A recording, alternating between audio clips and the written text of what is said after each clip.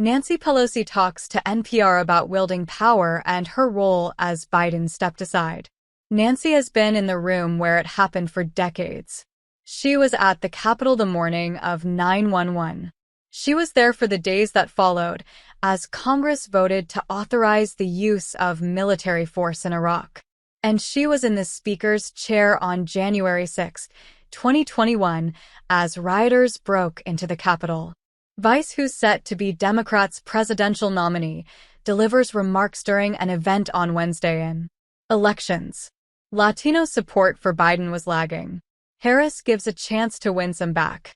Speaker writes about all this in her new book, Of Power as of the. Pelosi sat down for a wide-ranging interview with considered host on July 31st, speaking on everything from the 2008 housing crisis to Catholicism. In this excerpt, Pelosi opens up about wielding power and what she was doing in the days leading up to President announcing he was abandoning his race for a second term. Nobody starts with power, including even you. You came to in your late 40s, and then you decided pretty quickly that the way to do what you had come to do was you needed to get a position of leadership. I want you to take us to the moment, 2001, you have decided to throw your hat in the ring for whip, and all the men in the room looked at each other and said, "Who said she could run?" You briefly tell us what happened? Nancy Pelosi, let me, if I just may, this book is not a memoir. It is just about particular things, whether that's the Iraq to the financial crisis, issues that relate to places where I was in the room where it happened. Kelly, well, the theme seems to be how you wielded power as a woman. The first woman to wield the gavel, who held it all those years.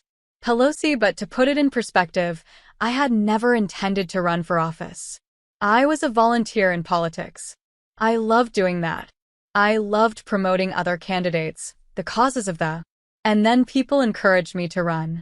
And I thought, well, I've never expressed an interest. I'm not particularly ambitious in that regard.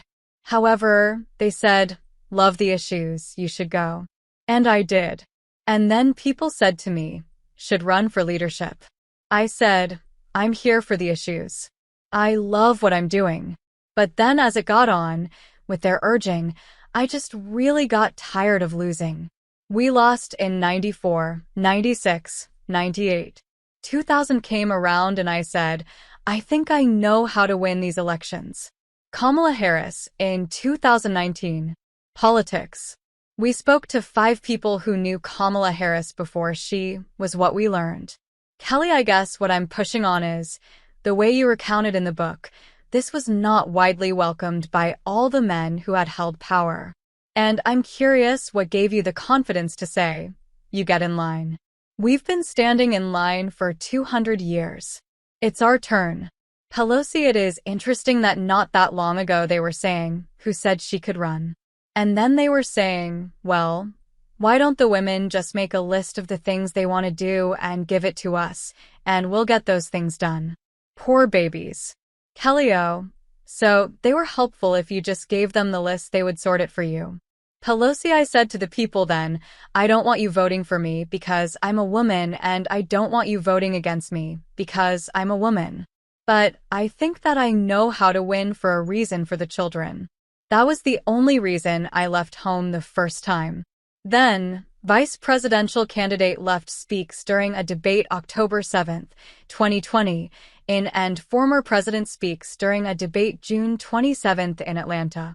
Trump said that he's pulling out of a scheduled debate with his likely opponent and instead has agreed to a date earlier in September on politics.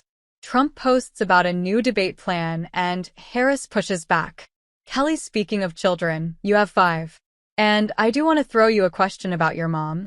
Speaking of women and power, your mom, how did she shape your understanding of what a woman could do, how she could wield power in a room? Pelosi, well, my mother, I think if she had been another generation or 2, what she would have done.